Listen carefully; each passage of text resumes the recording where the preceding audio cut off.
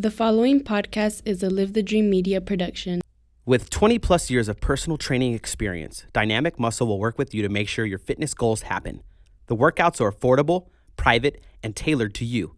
Visit Dynamic Muscle's page on Facebook to learn more and get started now. Hi friends, welcome to Skinology Sessions. I'm Marielle. And I'm Selena.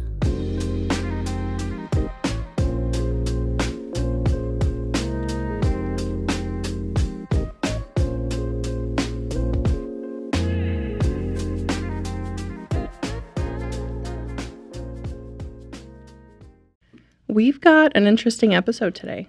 We're going to be talking about cannabis. And we have a guest here who's a bud tender. A bud tender. Is that a term? I've never heard that term until recently. This is what people call themselves? Well, yeah. The industry has gotten a little bit bigger. So just like a bartender serves you drinks, we serve you bud, you know. Okay. Can you introduce yourself? My name is David Ceni. I am the owner of Cannacomb Labs. Just a small company that just started that specializes in full cannabis, full spectrum cannabis. Very cool. What's appealing to you about the cannabis industry as a whole? As a whole, it's not necessarily the industry itself. It's more the cannabis of it itself. So I've been working with cannabis for about 12 years now. I give or take. Even before that, when I was 13, my mom unofficially, you know. So Rosie actually caught me with a few plants. Just FYI. As a 13-year-old. As a 13-year-old, yep. So Rosie will be listening to this. That's my mother-in-law. Rosie is David's mom, and she never misses an episode. So just a warning. Oh, my mom's listening to this? Always. Hi, Mom. You're gonna hear a lot of stuff you don't probably like. So what are the main roles and responsibilities of a bud tender? Honestly, it's just making sure that we're following like state compliance and stuff. So there's like certain rules that the state has for these like bigger dispensaries and stuff. So you have to follow, like, you can't overserve people. So for recreational people, they get an ounce. They can purchase an ounce per day. Concentrates are a little different, so you can only do like 5 grams of concentrates for them. And then edibles, they can't be over like 100 milligrams for like the edibles per pack, but you can purchase like as many as you want within that ounce, if anything. So like Arizona really tried to govern, I guess you can say, a lot of it. So that's where like a lot of like the dispensaries are really good. You know what I mean? They actually have to keep in compliance with all those, and then they have to do like lab testings as well. So honestly, that keeps like the populace safe for the most part, you know, because they have to test them. I think recently, I think when it just first started though, they had like a salmonella outbreak, but they caught it through the testing. So I mean, in a way, it's like the testing is fantastic, you know. So they have to go through like a third party testing for all that. Is it the same as, say, like the whole organic vegetables, the way they have to be certified? Is it a similar process? Yeah, the labs actually test for like the higher THC levels. The problem with that though is everybody's going after like the higher THC levels, which is not necessarily like everything about the plant. You know, you have other cannabinoids. You have terpenes as well, and we'll get a little bit more into the terpene part, but you have like other factors into those plants which give each strain its specific, unique like effect, flavor, all that. How would you describe your relationship with cannabis? You know, you said it started from an early age. You were just curious, or? Yeah, I mean, when I started with it, it was just curiosity. My mom's gonna hear this one. She is. What was it, like 4th of July one year? Me and my friend Austin were coming up here to visit my grandma, and we actually got pulled over by DPS. And yeah, he searched the car and everything. And I was honest with them the whole time. I was like, look, like I have cannabis in the car, like it's in the center console. I don't have much. I have an eighth. That's all I pretty much have. So the cop, me being honest like that, the cop actually let me go, and Wow. he actually told me, he's like, "Get your medical card, get it." And I was like, "Okay." So with that, actually brought a lot more knowledge about the plant. So I actually learned about like a lot more products about it. You're talking about like anything from edibles to the flower and concentrates is I, another one too. So you have so many aspects of it, you know.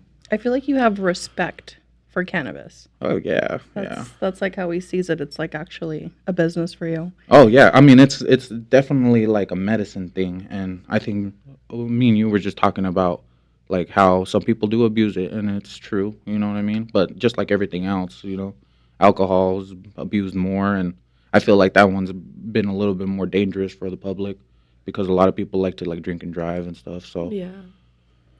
So, can you explain the difference between CBD and THC and also CBG, which also I'd never heard? And mind you, I don't know anything about this. So, talking to somebody who really isn't educated on this subject, can you explain the difference between the three? all right, so you have your non-psychoactive cannabinoids. So CBD, CBD, or what was it? CBC, and then CBG. So all three of those have like anti-inflammatory properties. CBG itself is an antifungal property, and then anti-bacterial property, which a lot of people don't realize that. But you get all that in CBD as well. But and CBD has actually been tested out to help out with like other things like autism, like just higher spectrums of autism and stuff, and calm them down. A lot of people used to use it for like the back of the neck, and it kind of calms a lot of the people down. So in that retrospect, we do Well, it's CBD. similar to an essence, like an essential oil. Right, Correct, right? yeah. Okay. And you heard me talking about terpenes, right? Yes. So same. So terpenes is what gives the certain strand like the aroma, the taste, everything like that. So we've all heard about what is it, aromatherapy, right? So aromatherapy, same thing when it comes to the cannabis. So you get those certain terpenes that help you with certain things. So I think one of them is let me find one. Let me think of one that carophene. So carophene is actually an anti-inflammatory, and it's mainly related to pepper. So in that cannabis, when you smoke it, you can actually taste the strong pepper on there. But it's actually an anti-inflammatory, antidepressant, and it helps out with like a lot more other properties too. So that's one thing. Myosin is probably like one of the more known ones. Myosin is actually found in things like beer.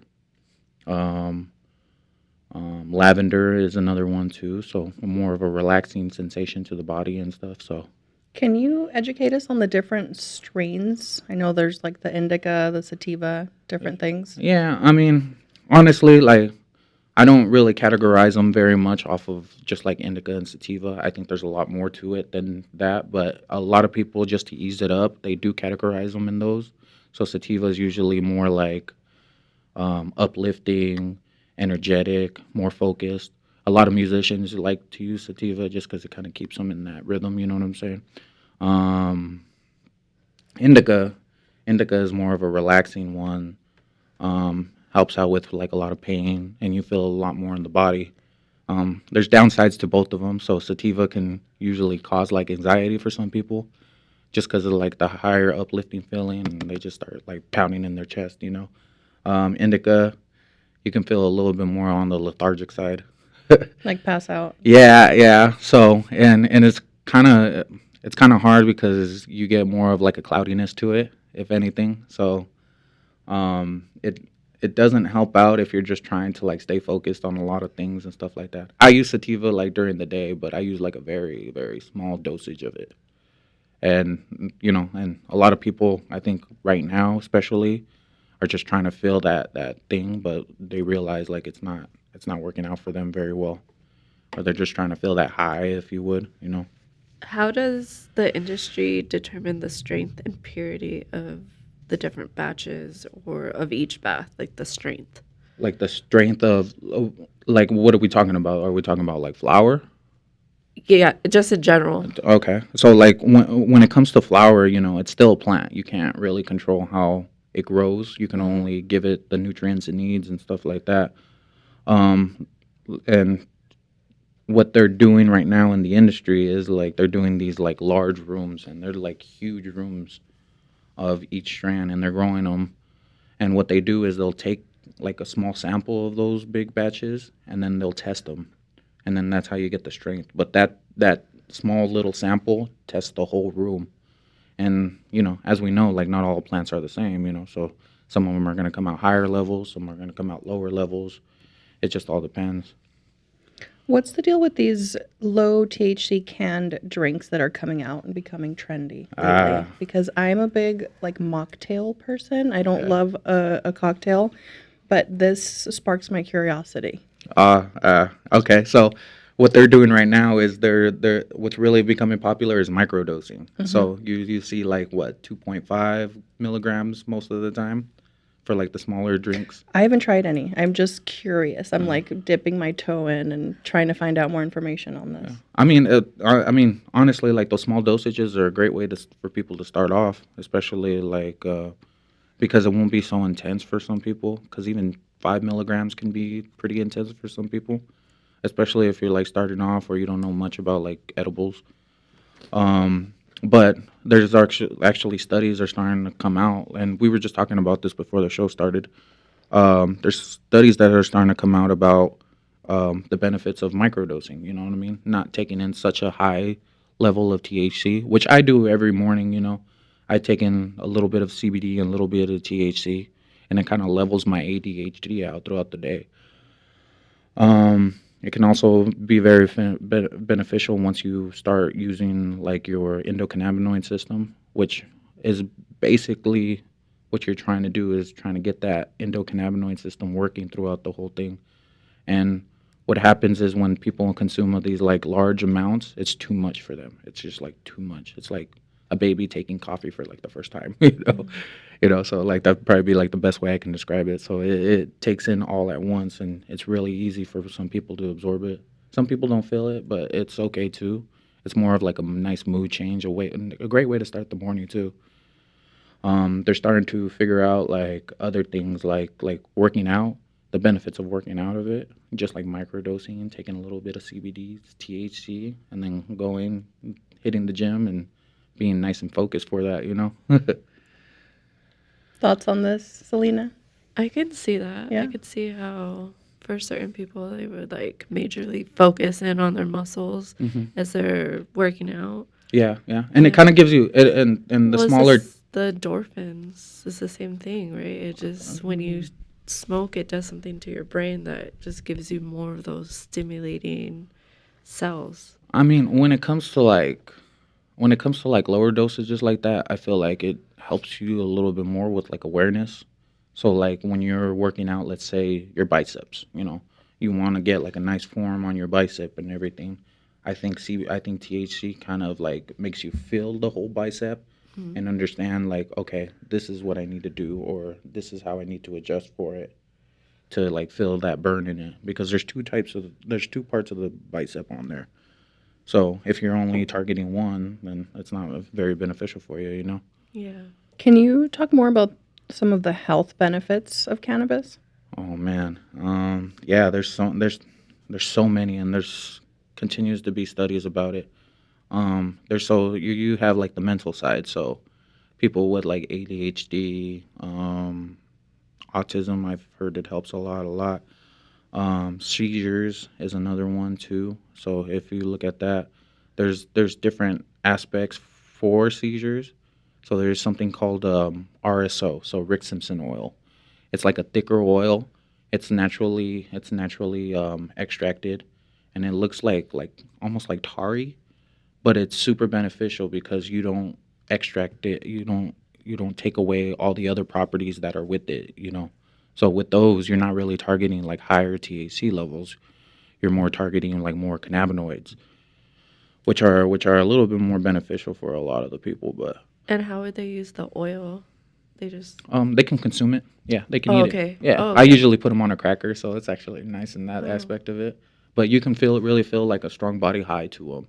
And then some people, like myself, it actually helps me calm down and actually like sit there and read a book.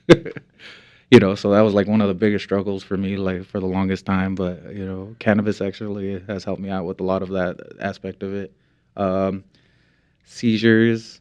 I hear people come in all the time for seizures, and they're always asking for RSO too. The sad part is that it doesn't really, we can't really sell it to recreational patients. So Arizona has limited on what we can sell that it's edible. So usually the RSO is about like 1,000 milligrams. So you don't need a lot to feel like any effects to it. So just a small little drop of it. Our previous guest, Alex, who's epileptic, uses cannabis to treat her Yeah. symptoms and her epilepsy, which I Yeah. thought was interesting. And a lot of people don't realize like how beneficial it is. I don't know. I mean, obviously I'm not a doctor, but my thought on it is maybe it helps out with it helps calm like a central nervous system that's in their brain that's causing them to have seizures or epileptic attacks. So that's kind of my theory on it. So I think in some ways it's like super beneficial for people. I mean, even smoking it too, but you can't smoke it with everybody. Some people have lung problems, but at least you have other options for it. I don't love smoking, but I would do an edible. Oh, I love it all, girl. I know. I love it all. This guy brings stuff all the time. I haven't tried anything that he's brought over, and I have like a resource right here, but I'm just paranoid, so we'll get into that. We'll talk about that. Yeah, she's a little paranoid with a lot of this stuff, even beforehand. Well, when he brings it over, I'm like, don't leave it there where my son can see it, Well, yeah, because of he'll course. think it's candy, right? That's like, Yeah. I'm like Yeah, no. terrified. I don't want any of the kids getting into it, of course. Well, so. you hear those horror stories. Oh, where yeah, it's and like it grandma happens. drank the lemonade that was in the refrigerator and she drank the whole thing. Yeah. Or someone had just the whole gummy rather than a bite. Yeah. And then they feel like that anxiety. They go to so the it's gonna be a little hospital. harder on people. Do you have any tips for choosing CBD and what to look for, or maybe avoid if it's someone who's maybe curious and also new? I mean, the good thing about CBD is like it's non-psychoactive, so you're never gonna feel any of that aspect of it, like that psychoactive aspect of it. So you can take as much as you want. It's kind of how would you say, counteractive because whatever your body doesn't use, it's just gonna poop it out anyway. So, and taking a large amounts of CBD it's not gonna affect you in any way. Your body's just gonna use what it needs and then poop out the rest or pee out the rest. And then how do you recommend for someone who wants to try the flower? Like the flower. Yeah. Um, Or the I would- edibles? I would say start off with like a small bowl, like you can get a little pipe over there at the smoke shops and stuff like that, and then just start off with like some low amounts because you do have something which are called creepers, so you smoke like the whole thing, and then you're like, well, I don't feel anything, and then later on it just like bam hits you. So you have like those as well. So I usually recommend like starting off with nothing smaller than like that bowl, and it's a very small bowl, so you can do like 0.3 milligrams, or no, 0.3 grams of a little bit of flour, and then start off with that. So that'd probably be like the easiest way. As far as like edibles go, I always recommend they start off at least like 5 milligrams, and even sometimes 5 milligrams is a lot for people. Sometimes some people are just a little bit more sensitive to stuff like that. What changes have happened to the cannabis industry since it became recreational in Arizona? Oh man, not very good ones right now. What we're seeing right now is these large grows, which mass production. We all know it kind of messes with quality of the flower. So I've been like vocal about a lot of this as well too. I don't think I don't think the industry is headed in the right direction as far as like mass production, because you get into like cannabis, you get into corporate cannabis on that part, and yeah, it's cheaper, but at the same time, you're losing the love that you got for it. You're losing like the social aspect as well too. I think like that's a big thing for everybody. But right now, what's happening is like you're getting like these mass productions, and then you have problems like citron, or like what we were discussing earlier. I just said it and I can't remember. The salmonella. The salmonella outbreak. Yeah. So you have things like that, like the salmonella outbreak. You also have mold, which from what I'm hearing, some of these companies are not necessarily curing the plant, but more or less just cleaning it off and then sending it out. So that's like another problem that you're having to see on there. But the good thing is, though, like the black market is still strong. Like it's still super, super strong. But it's also scary with fentanyl and all that too. Yeah, because they're still kind of intertwining that with the flower, correct? Yeah, that's true. But there's ways to kind of like look at it and see like if you see like white substances on the flour, then most of the time that is like the fentanyl part of it. So you kind of want to steer away from all of anything that has like any like almost kind of looks like cocaine substance onto it. So that's like definitely something you want to watch out for. Yeah, I mean, there's good and bad for both sides, and I think what we're gonna see in the future is these small time growers coming out of the woodworks and being more like athletes than anything. You know what I mean? So it's kind of exciting into that aspect of it. You know, my goal eventually is to open up a dispensary and have like local growers, like well-known local growers that will supply me and will be able to get like their own name out there. You know, so I think we're headed in the right direction. It's just not quite there yet. There's still a lot of like gray areas that need to be handled. How did you know that this could be a business? At one point, did it click? Was it when it became legal, or had you kind of had an idea before? Yeah, I had quite a bit of an idea before. A lot of people don't know this aspect of me, but I used to sell a lot in Phoenix. And it wasn't just like eights here and there. No, I was moving some big big bulk stuff, you know. So I knew it then, you know. What the business I'm into right now. Right now, the other thing we're seeing is a lot of people are trying to like grow their own stuff or make their own edibles or make their own concentrates, which are the three more popular things right here. Not a lot of people are looking towards like topicals. So, which I'm more going into the aspect of. With that said, tell us about your company. Cannacomb Labs. So, Cannacomb Labs, I started. I started 5 years ago. Just recently, I started getting legitimized, but I started off with like a full cannabis extract for topicals, which really beneficial in certain ways. Marielle, you helped me out with a lot of the ingredients I put into it. I told Gabe this morning I'm a consultant for Cannacomb Labs, and he's like, "Stop giving yourself a title." But we did have a conversation 5 years ago. I can't believe it's been that long, but. Yeah. David was like, what are the best skincare ingredients that I can put into this balm? What are the best oils? What do people like to smell? What can I use for this and this? And so, yeah, we definitely had a conversation about ingredients before you started this company. Yeah, so. Yeah. And that's where your like esthetician school stuff really came into play. Mm-hmm. And like I didn't even realize that too. And I was like, you know what, I just don't want to put like just anything out there. Ingredients. He wanted like the good ones. So you created this amazing balm, and it's Jane's Dream Cream. Jane's Dream Cream. Yeah, I called it originally. Yeah.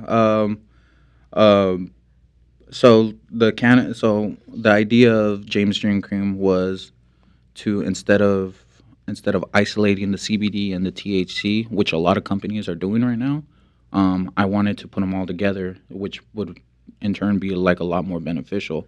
But that's where like CBG comes into play as well, like as an anti-inflammatory, and then CBN. So what we're starting to figure out is like there's all these properties for the cannabis plant. So and most for the cannabis plant, some of these properties do exist in there. It just depends on how the potency of each one. And that's where you get like different profiles too. So like we call them the chenotypes. So it's chemical phenotype, and the phenotype is basically just like the strand itself. So we're really looking into more of the profiles of those certain strands on there instead of just like the higher THC levels like we were discussing earlier. So my idea was to bring them all together, and hopefully it'll be a lot more beneficial, and it has worked out. I've had some people come up to me and tell me like, hey, this is like one of the better topicals I've ever had. And you've been experimenting with this formula for quite a while. Like, we've been testing these balms for a few years now. Yeah. Do you feel like the formula that you have now is like the winning one? Yeah, because Okay. with the way I extract it, so most of the time you need to apply heat to it, and which some people tend to apply like too much heat, which can burn off a lot of your cannabinoids. Which I started doing was I actually started sun brewing it. So I'll wrap it up into aluminum, and then I'll sit it out in the sun and let the sun do what it needs to do for it. So I feel like that's a little bit more of a gentler extract, and you don't lose a lot of the properties for it. So I think that's where it becomes more beneficial for everybody, especially like transdermal. Hmm. So It's amazing. I've tried it before. It helps with pain and soothing. And like you said, sometimes I'll just like put it on the back of my neck. And for some reason, I'm more comfortable with like a topical THC, maybe because I am a skincare professional. But yeah, I love it. And everybody needs to try yeah. the balm. Yeah, definitely. Yeah, and then there's so much. I mean, I feel like everybody's just trying to consume it, and it's not always like the beneficial way. Especially if you're looking for something more like local, like a local pain, like if you have like an arm thing or like maybe like a hurt ankle or something like that. So it's been really beneficial as far as like helping numb the pain, and I've heard some people say that like it helps with like their muscle spasms a lot. So and their migraines as well. Like migraines is a huge one that I'm hearing.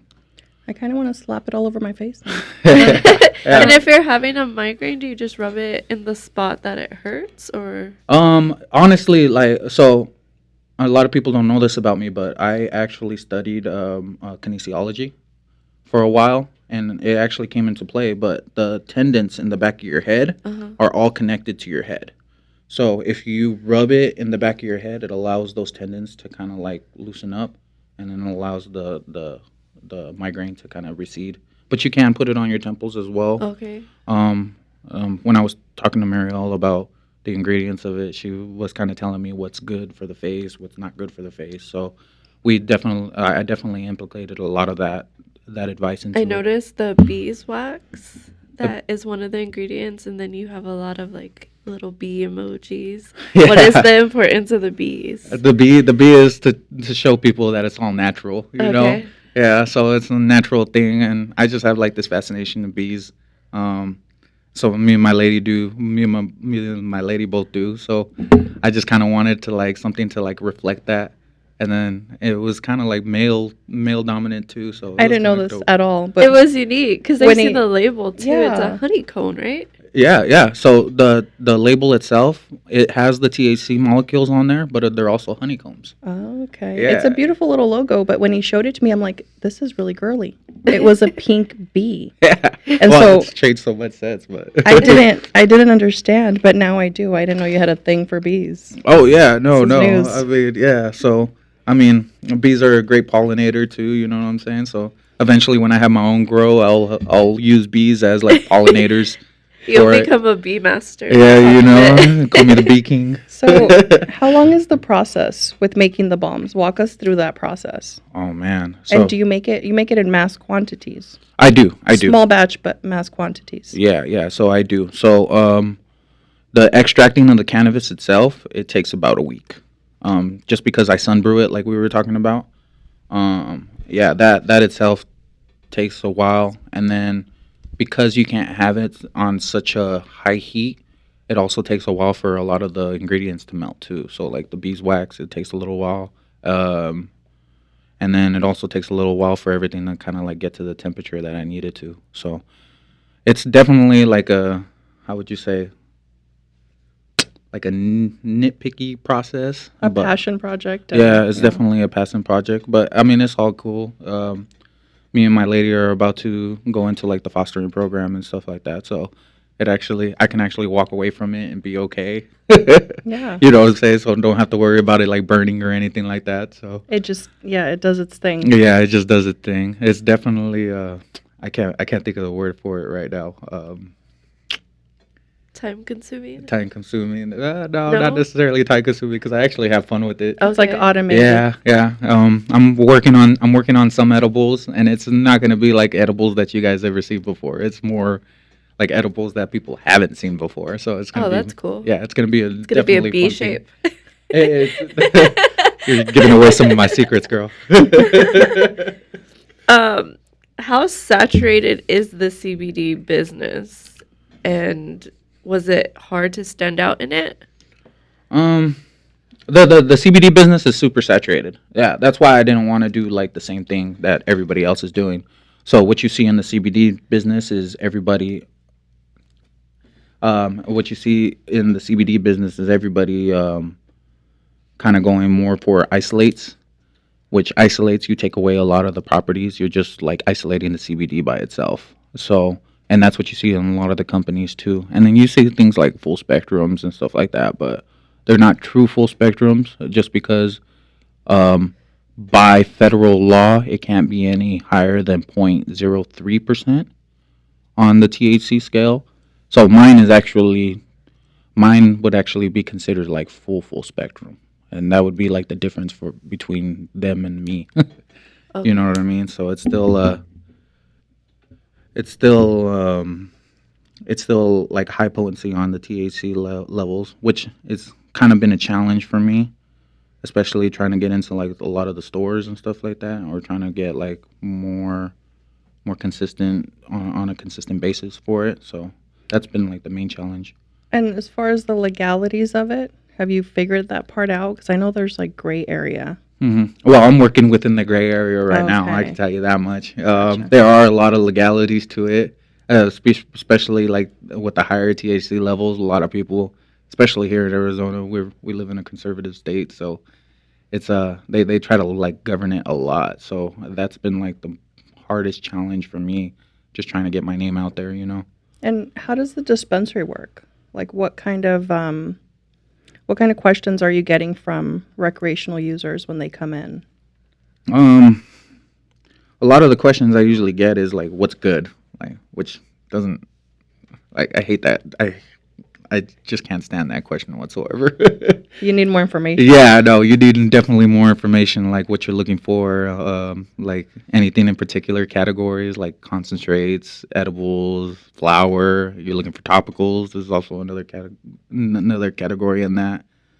Um, but that's what I'm seeing a lot. A lot of people do crave the quality, and some people just want to get high, and we were just talking about like the abuse of it too. So and and that's I want to get into more of the people that are.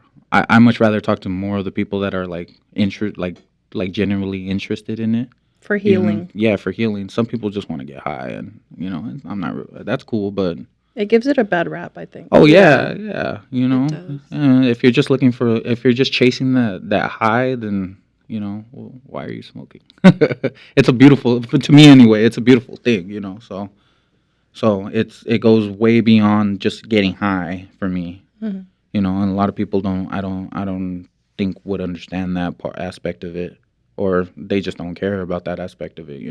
I think there's just a lot of misconceptions. Oh, Like yeah. even when we talked about doing this episode, Selena was like, I don't know if I'm interested. Mm-hmm. But talking to David now and seeing like how educated he is on the topic, I think it's very impressive. Yeah, I think it's just like you guys said, it's the people that abuse it and use it in the wrong way to handle life, rather than handling life and using it as a blanket. I don't believe in that part. Yeah, no, Yeah, I don't yeah. either, especially me. Honestly, I don't use it as a blanket. I use it more as a problem solver. So I'll sit there and it'll start developing your mind as you continue to Yeah. understand it a little bit more. Yeah, and I'm not hating on it because I mean, a lot of musicians have created music that we would never have heard, or Yeah. painters and artists, things that we would never have seen before were created. It's one of those double double standards. Yeah. And I think a big part of that was the demonization of it throughout, like, the 1900s. A lot of people don't realize this, but the term marijuana is actually a derogatory term. So back in like 1909, I think it was, Mexico was having their Revolutionary War, and a lot of the immigrants came over here. Um, Harry Oschlinger was the head of the DEA. It was called something else back then. I just can't remember off the top of my head. But he was the head of the DEA back then, and the DEA wasn't getting a lot of funding from the federal government at the time. So what he did was he turned around and demonized marijuana and started to call it. And you heard other terms from it, like local weed or marijuana was like one of the bigger ones. But that also started like anti-immigration summits too, when all that began. So a lot of people started becoming against like Mexicans in that term as well. So marijuana is just like a derogatory term, and you can hear me say cannabis most of the time. I'll never refer to it as like marijuana ever again after I learned that stuff. So That's good to know. I was just going to ask you what's something you've learned from the cannabis industry. Yeah. And honestly, like in the 1940s, like they tried to push for legalization again, because even before it became like illegal, it actually people were encouraged to grow cannabis. Like people here in the United States, like a lot of people don't realize that, but yeah, people were encouraged to grow cannabis, and you can use it for other things, not just getting high. A lot of people don't realize that you can use it for clothes. You can use it as a natural fuel. So I think that's why it took so long for us to recreationalize it, is because the pharmaceuticals know what it can do, and then on top of that, the gas companies know what it can do. Well, in the skin industry, it like blew up in the last like 2 years, and I've seen the benefits of it. I have a CBD facial that I do with clients, and the redness in their face, the inflammation, the congestion, rosacea just completely dims down. And it's very, I mean, in our industry, it's beneficial. Oh yeah. And honestly, like I honestly think it's like an anti-aging thing, because I made it to my 30s with no gray, and my whole family's like gray, and it's kind of crazy to even think about that. But I'm the only one that's been smoking on a constant basis. No gray on this beard, you know what I'm saying? You dyed your beard. No, this is all cannabis, baby. This is all cannabis. It makes you think the link between stress Yeah, and chill. yeah. I'm telling you.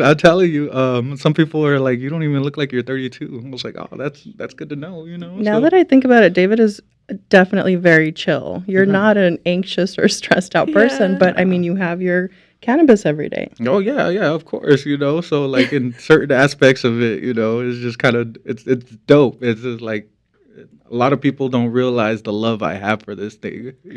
So, what would you recommend? Let's say I go in, I'm a first timer, I'm a paranoid a-hole who's never done like any drugs. And I mean, I don't know if call it a drug or not, but I have this like fear of it. And where would you start me off? So let me ask you this. What is your fear of it? I think I just grew up in a household where substances were abused. And so it's left like a really negative connotation with any type of drugs or things like that. Okay. All right. I can kind of see that. Yeah. So it's not anything bad. It's just, it's within me. It's an issue that maybe, I don't know, sits within me deep down, Yeah. I mean, usually for people that are like paranoid like that, I usually tell them to kind of educate themselves a little bit more on it. Kind of read up on the benefits, and of course like the cons of it too as well. That's like a huge thing to do, so you can kind of like make that determination for yourself. Because back then there wasn't a lot of science, there wasn't a lot of like studies for it, and there wasn't all the studies that we have now for it. You know what I mean? So scientific evidence. Like scientific evidence of it. Yeah. Send me the scientific research, because I'll I'm all about that. I need facts. I need data. Yeah. That's what makes me feel comfortable. Yeah. I mean, for the people that are just starting off, I'll usually ask them a few questions, like anything in general that you were looking for. Were you looking for edibles? flower, tinctures, anything I don't love specific? to smoke, so I like the edibles, and I probably would do a tincture in like a cucumber seltzer. That's what I would probably do. Like a tincture. So you're probably looking for more of like a lower level THC Okay. tincture, if that's the case.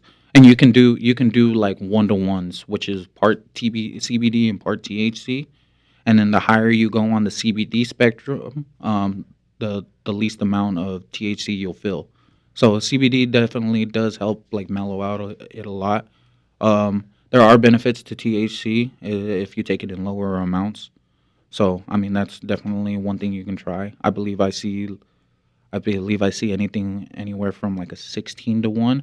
So it's 16 part CBD, 1 part THC. Okay. So it's a very, very low amount of That THC. doesn't sound scary when he puts it into ratios like that. No, no, not at all. And a lot of people, and even CBD, don't. A lot of people are discouraged by CBD. Oh, it doesn't get me high. Like it doesn't. That's not the point. That's not the point. But if it does add on to like the certain effects that you get from certain of the flower. So like if you feel like more relaxed on some effects that you smoke, or like more of the flower that you smoke, that probably has like a higher dosage of CBD into it. Okay. Yeah. I'd probably try it in the evenings just to like help Oh, yeah. relax or help sleep or something like that. Yeah. I'm You- open to it. Yeah, even if you did it in the morning, especially with like a lower THC level like that, like it'll be definitely beneficial, like mentally, physically, anywhere. Gabe, my husband, has a tincture that he puts in his coffee every morning. That's like his thing that he does. Yeah, he tells me about it too. Gabe tells me that he loves these little capsules that he takes all the time. Which I love the capsules too because it's such a clean, focused, and it doesn't give you like any negative effects to it too.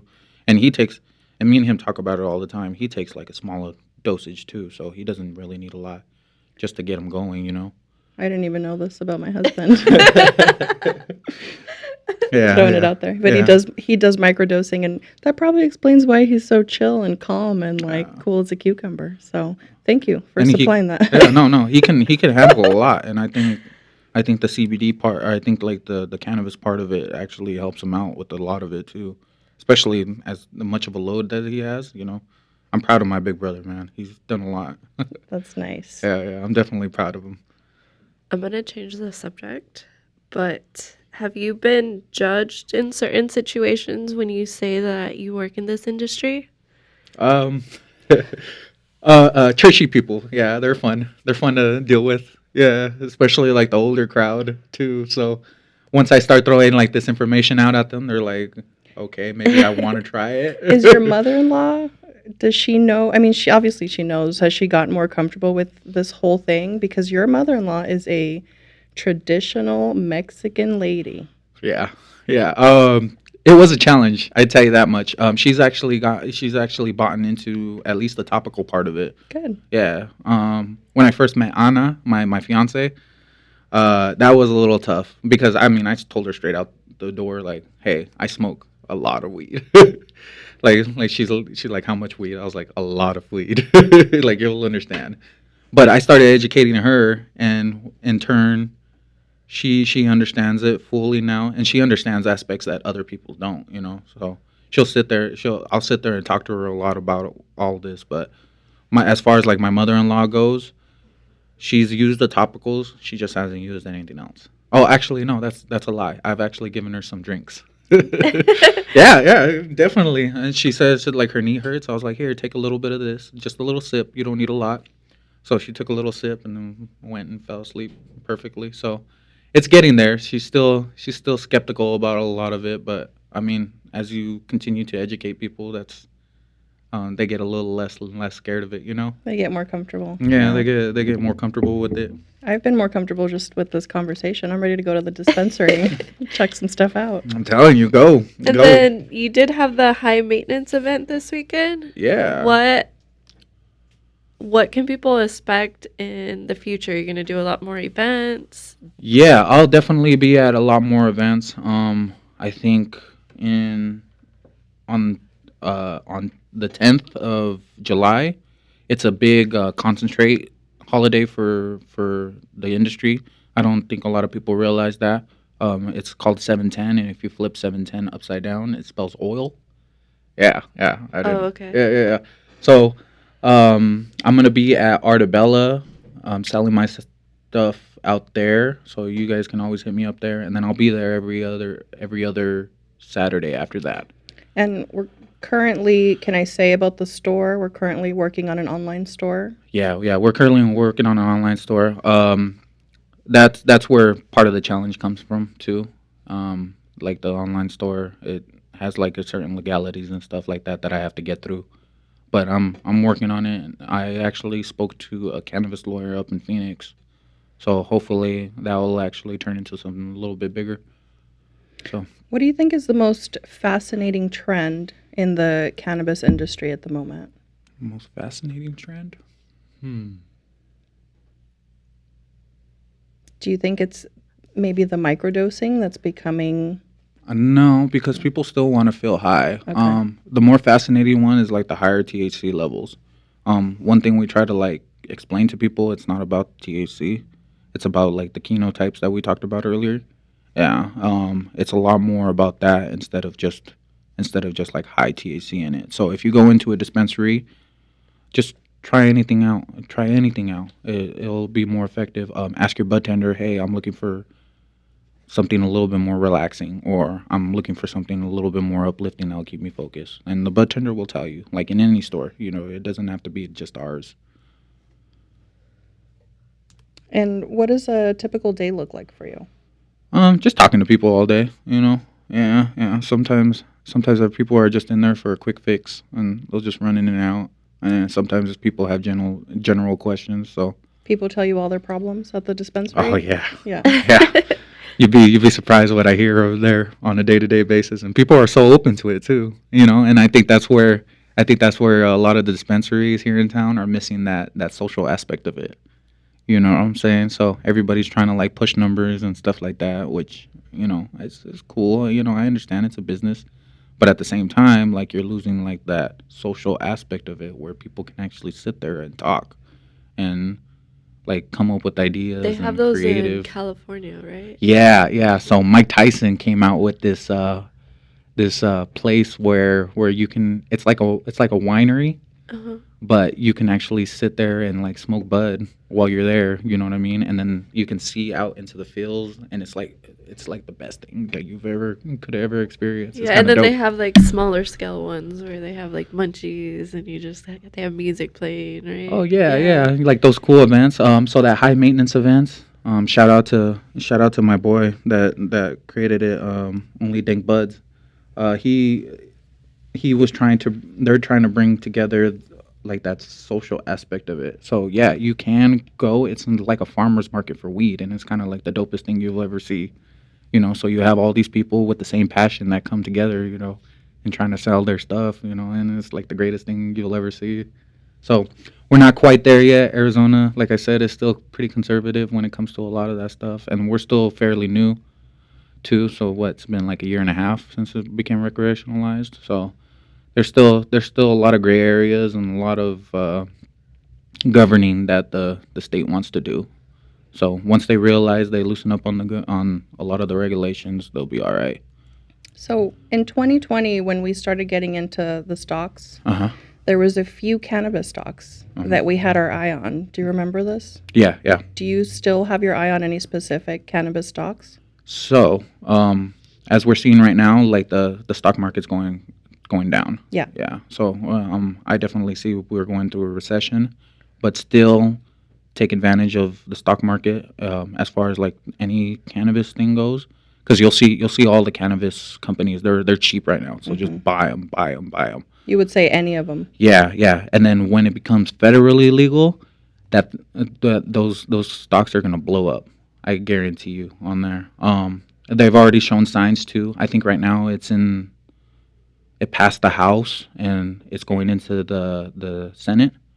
So if it passes the Senate, then you will definitely see a return on a lot of those stocks. So I would definitely keep an eye out on a lot of them. One of them in particular I've been watching, and it's a bigger company too. It's hold on, Aurora Cannabis, and you have it at $1.50 right now. per stock. So Aurora Cannabis is trying to get into the European side of it too. So that's definitely something to watch for. But especially if it becomes legalized in the States, you're going to see those stocks blow up. Cool. So, switching gears here, you had mentioned before that you and your fiance are in the process of fostering. Mhm. Can you tell us what that process has been like and just how you're feeling about it overall? Because I'm excited to have like a little niece or nephew soon as an addition to this family, and I think you're going to be an amazing dad. Yeah, thank you. It's definitely been a stressful process. Anna had some things in her past that kind of like stopped everything, or just kind of like stirred us off in another direction. But um, right now we're just waiting, and I think that's like the hardest part. The anticipation of it is probably like the more stressful part of it. Is just because we don't know if it's gonna be a boy or girl at this point. We don't know how old. Um, and then when they actually take you through like these classes, and they talk about like a lot of the things that these kids go through, and it's like one of like the saddest things that you can possibly do. But at the same time, you start questioning yourself. You know what I mean? You start questioning, like, not questioning yourself, or you start becoming more aware of yourself, because they talk about things like culture and values and stuff like that. So it really started giving me like insight into, do I know my own values? Do I know my own culture? You know what I'm saying? So like it kind of like questioned who I was at that time, which was kind of crazy too, and they're talking about kids, you know what I mean? They're like, all right, this is what you have to go through like all these kids. And a lot of them tell you right off the bat, like, hey, this is not going to be easy. This is not going to be easy. You're going to have these kids with behavioral issues. You're going to have these kids with trauma, and you just have to get through it. You just have to figure out a way to navigate through them. Which I think, I think my calmness that we were talking about earlier has given me that chance to kind of like stop and think through what I'm doing. And I don't know if we mentioned this. Me and Anna rescue a lot of dogs. So a lot of the things I've learned, especially in like the past 5 years, has been from dogs.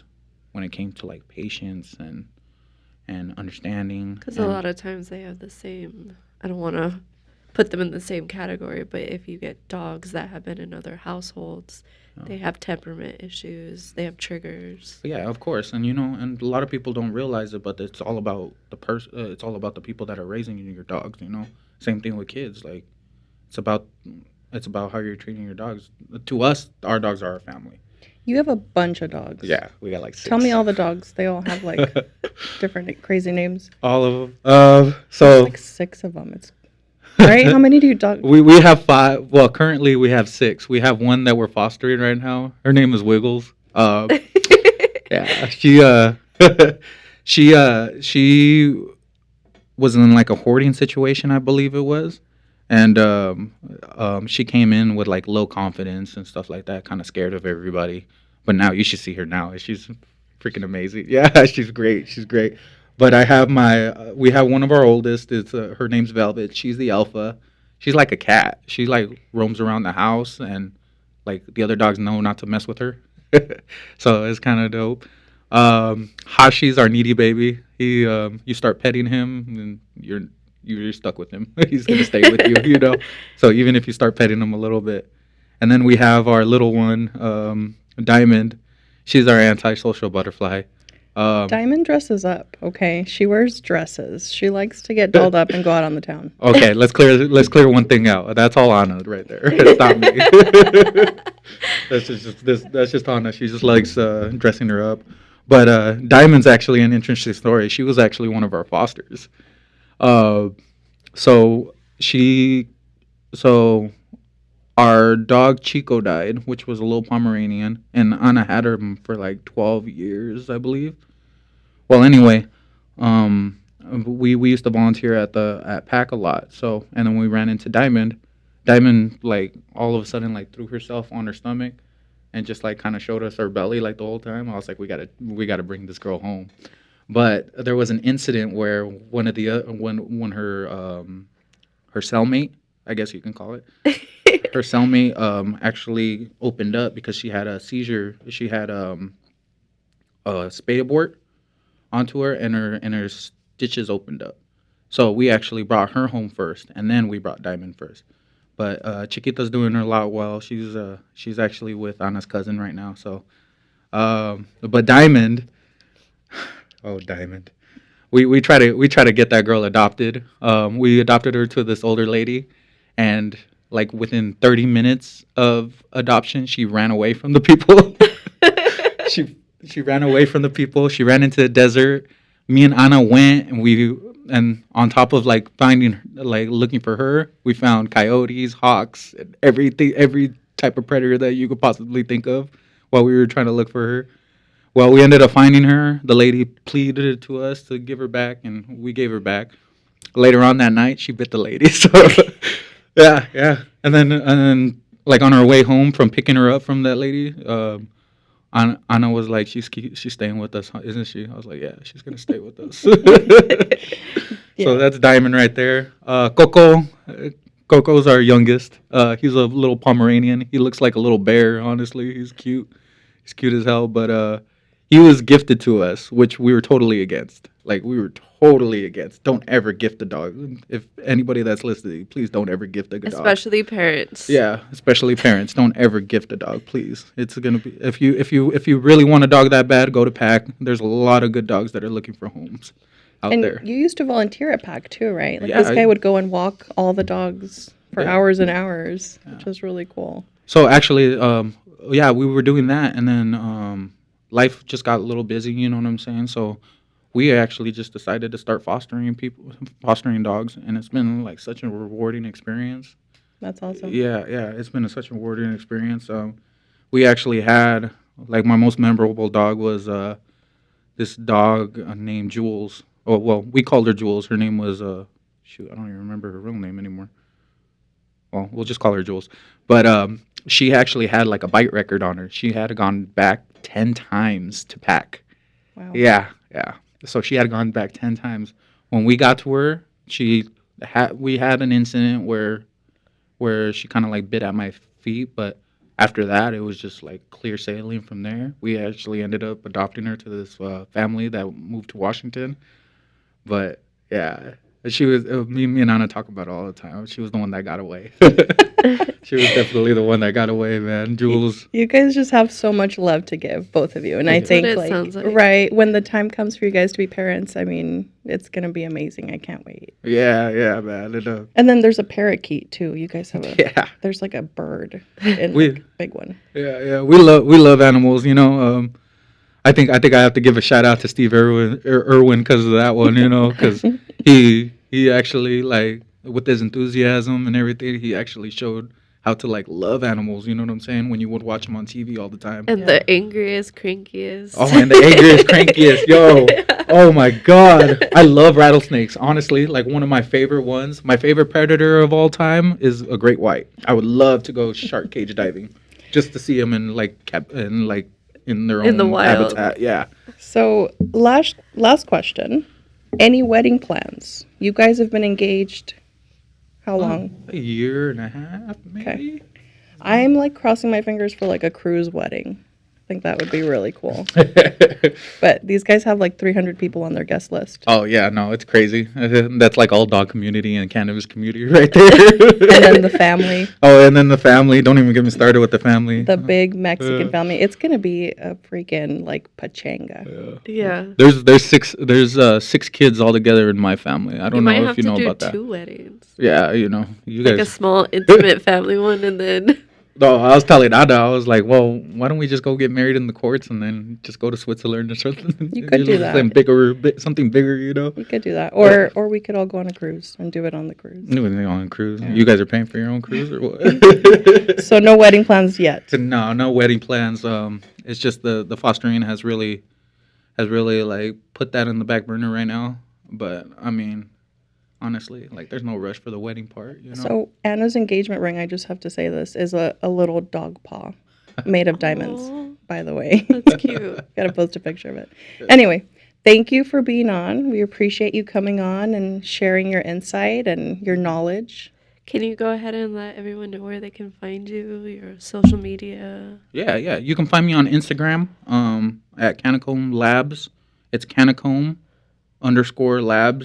on Instagram. If you guys are interested in any of my selves or anything like that, just hit me up on there. I do delivery in the Tucson area. Just yeah, And website coming soon. yeah. Well, the e-commerce is definitely coming soon. I'm actually gonna talk to your guys' boss about the LTD Media. the Yeah. LTD media about that too. Cool. Well, thank you for being on. Yeah, Appreciate you. Yeah, I appreciate you guys having me. Thank you. Yeah.